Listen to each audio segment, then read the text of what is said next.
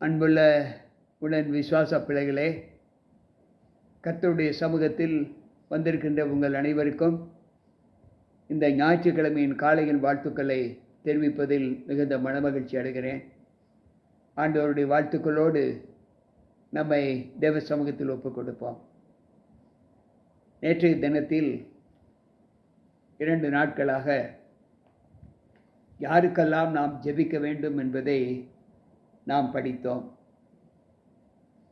இன்றைக்கு அதே ஜெபத்தின் தொடர்பு என்னவென்றால், நாம் யாருடைய நாமத்தில் ஜெபித்தால் இந்த ஜெபங்களை ஆண்டவர் கேட்பார், யாருடைய நாமத்தில் நாம் ஜெபிக்க வேண்டும் என்பதை வேதாகமம் நமக்கு கற்றுக் கொடுக்கிறது. என்ன என்றால், எத்தனையோ பேர் தேவ சமூகத்தில் ஜெபிப்பது அவருக்கு மிகுந்த ஆசீர்வாதங்களை கொடுக்கும் என்று நம்புகிறார்கள். அது உண்மைதான். ஆனால் யாருடைய பேரில் ஜெபிக்க வேண்டும் என்பதை வேதம் நமக்கு கற்றுக் கொடுக்கிறது. யோவான் 16வது அதிகாரம் 23வது வசனம் இப்படி சொல்லுகிறது: அந்த நாளிலே நீங்கள் என்னிடத்தில் ஒன்றும் கேட்க மாட்டீர்கள். மெய்யாகவே மெய்யாகவே நான் உங்களுக்கு சொல்லுகிறேன், நீங்கள் என் நாமத்தினாலே பிதாவினிடத்தில் கேட்டுக்கொள்வது எதுவோ அதை அவர் உங்களுக்கு தந்தருள்வார்.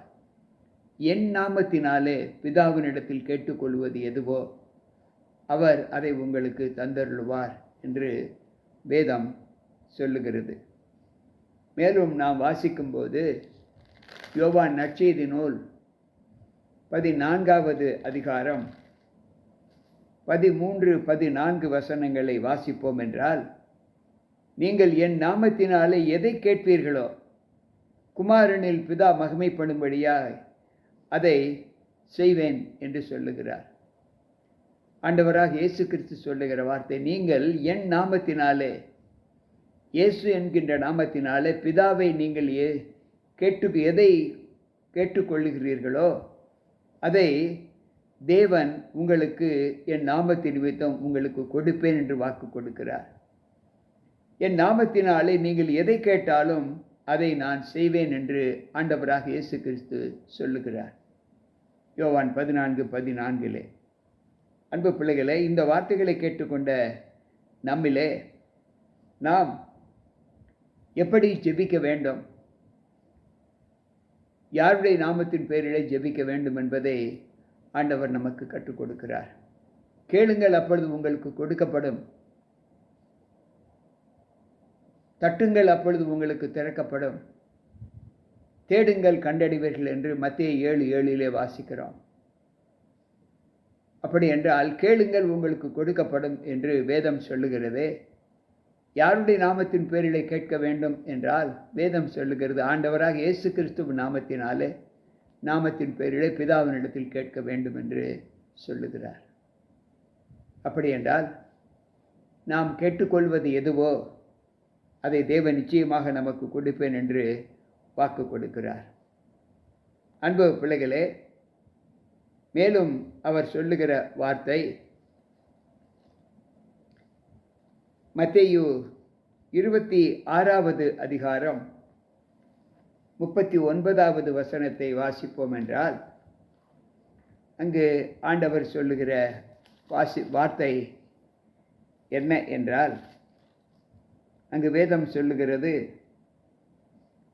இயேசு சற்று அப்புறம் போய் முகங்குப்புற விழுந்து, என் பிதாவே, இந்த பாத்திரம் என்னை விட்டு நீங்க கூடுமானால் நீங்கும்படி செய்யும். ஆகிலும் என் சித்தத்தின்படி அல்ல, உம்முடைய சித்தத்தின்படியே ஆக கடவுது என்று ஜெபம் பண்ணினார். நாம் இப்படி என்ன நோக்கத்தோடு, எந்த எண்ணத்தோடு நாம் ஜெபிக்க வேண்டும் என்று இந்த வசனம் சொல்லுகிறது. நம்முடைய இருதயத்தின் வாஞ்சை, நம்முடைய இருதயத்தின் தாக்கம் எப்படிப்பட்ட வார்த்தைகளோடு நாம் ஜெபிக்க வேண்டும் என்றால், அவருடைய சித்தம் அறிந்து அவருடைய சித்தத்தின்படி செய்யும் ஆண்டவரே என்றுதான் நாம் இறங்க வேண்டும். ஜெபம் என்பது ஒரு கமாண்டிங் அல்ல. சிலர் ஜெபிப்பார்கள், இயேசுவின் நாமத்தினாலே நான் கட்டளையிடுகிறேன் என்று சொல்லுவார்கள். அது கமாண்டிங், ஆண்டவருக்கு கட்டளை கொடுக்கக்கூடிய ஒரு அனுபவம். ஆண்டவர் சொல்லுகிறார், பிதாவே உம்முடைய சித்தத்தின்படி நீர் செய்யும். அன்பு பிள்ளைகளே, நாம் தேவ சமூகத்தில் அவருடைய சித்தத்தின்படி கேட்டுக்கொள்ள வேண்டியதுதான் நம்முடைய மனத்தாழ்மையை காண்பிக்குமே தவிர, நான் கட்டளையிடுகிறேன், நான் சொல்லுகிறேன், நான் செய்கிறேன், நீர் செய்யும் என்று பலவந்தப்படுத்தியோ அல்லது ஆண்டவருக்கு நாம் கட்டளை கொடுத்தோ அந்த ஜெப ஆசீர்வாதத்தை நாம் பெற்றுக்கொள்ள முடியாது என்று ஆண்டவர் சொல்லுகிறார். எனக்கு பிரியமான தேவ பிள்ளைகளே, இன்றைக்கு இந்த அனுபவங்களை நாம் நம்முடைய வாழ்க்கையில் எப்படி பெற்றுக்கொள்ள வேண்டும்? வேதாகமத்தில் எத்தனையோ விதமான ஜெபங்களை நாம் படித்திருக்கிறோம். அதிகமாக சங்கீத புஸ்தகத்தில் தான் ஜெபங்களை குறித்து அதிகமாக படிக்கிறோம். அங்கு தாவீது விண்ணப்பிக்கிற ஒவ்வொரு விண்ணப்பங்களுக்கும் தேவன் அவருக்கு விடுதலை கொடுப்பேன் என்று வாக்கு கொடுத்திருக்கிறார். என்னை நோக்கி கூப்பிடு என்று எரேமியா பக்தன் 33:3 வாசிக்கிறோம். என்னை நோக்கி கூப்பிடு, அப்பொழுது உனக்கு அறியாததும் எட்டாவதுமான பெரிய காரியங்களை நான் உனக்கு செய்வேன் என்று சொல்லுகிறார். அப்படி என்றால் கூப்பிடுகிற நாம் தேவ சமூகத்தில் யாருடைய பெயரை வைத்து கூப்பிட வேண்டும், எப்படி கூப்பிட வேண்டும் என்று வேதாகமத்தில் ஆண்டவர் நமக்கு கற்றுக் கொடுத்திருக்கிறார். பிலிப்பியரின் புஸ்தகம் 4வது அதிகாரம் நாம் 6வது வசனத்தை வாசிப்போம் என்றால், நீங்கள் ஒன்றுக்கும் கவலைப்படாமல் எல்லாவற்றையும் குறித்து உங்கள் விண்ணப்பங்களை ஸ்தோத்திரத்தோடு கூடிய ஜெபத்தினாலும் வேண்டுதலினாலும் தேவனுக்கு தெரியப்படுத்துங்கள். நீங்கள் எதை குறித்தும் கவலைப்பட வேண்டாம். நமக்கு கிடைக்குமா கிடைக்காதா என்ற சந்தேக உணர்வு உங்களுக்குள் இருக்க வேண்டாம். நீங்கள் எதை வேண்டுமானாலும் உங்கள் விண்ணப்பங்களை ஸ்தோத்திரத்தோடு கூடிய ஜெபத்தினாலும் வேண்டுதலினாலும் தேவனுக்கு தெரியப்படுத்துங்கள் என்று சொல்லுகிறார். அன்பு பிள்ளைகளே, நாம் ஜெபிக்கக்கூடிய வல்லமை நமக்குள் காணப்பட வேண்டும். ஆண்டவர் சொல்லுகிறார், நீங்கள் வேண்டிக் கொள்வதற்கும் அதிகமாய் கிரியை செய்கிற தேவன் உங்களோடு இருக்கிறார் என்று வேதம் சொல்லுகிறது. எபேசியரின் புஸ்தகம் 3வது அதிகாரம் 20வது வசனத்தை வாசிப்போம் என்றால், நாம் வேண்டிக் கொள்வதற்கும் நினைப்பதற்கும் அதிகமாக கிரியை செய்கிற தேவன். அன்பு பிள்ளைகளே, நம்முடைய நல் நடக்கை ஆண்டவருக்குள் உறுதி செய்யப்பட்டு இருந்தால், நாம் நல்லவர்கள் உண்மையுள்ளவர்கள் என்று ஆண்டவர் நம்மை அறிந்து கொண்டால் போதும். நாம் ஜெபிக்க வேண்டிய அவசியமில்லை. நாம் வேண்டுவதற்கு முன்பே நமக்கு ஆண்டவர் அதன் பலனை கொடுப்பேன் என்று வாக்கு கொடுக்கிறார். தாவீதை பாருங்கள். தானியேலின் புஸ்தகம் 9வது அதிகாரம் 23வது வசனத்திலே தாவீதை குறித்து, தானியேலை குறித்து ஆண்டவர் சொல்லுகிற வார்த்தை 9:23, நீ மிகவும் பிரியமானவன், ஆதலால் நீ வேண்டிக் கொள்ள தொடங்கின போதே கட்டளை வெளிப்பட்டது, நான் அதை அறிவிக்கவே வந்தேன் என்று தூதன் சொல்லுகிறார். தானியேல் எப்படி ஜெபித்தார்? அவர் ஜெபித்தது எப்படியெல்லாம் நடந்தது? அவர் ஜெபித்தார், சிங்கத்தின் வாயை ஆண்டவர் கட்டி போட்டு விட்டார். அன்பு பிள்ளைகளே, ஏனென்றால் ராஜாவாகிய தரியுவுக்கும் ஆண்டவருக்கும் நான் துரோகம் செய்யவில்லை என்று சொல்லுகிறார். நம்முடைய ஜெபங்கள் கேட்கப்பட வேண்டுமென்றால்,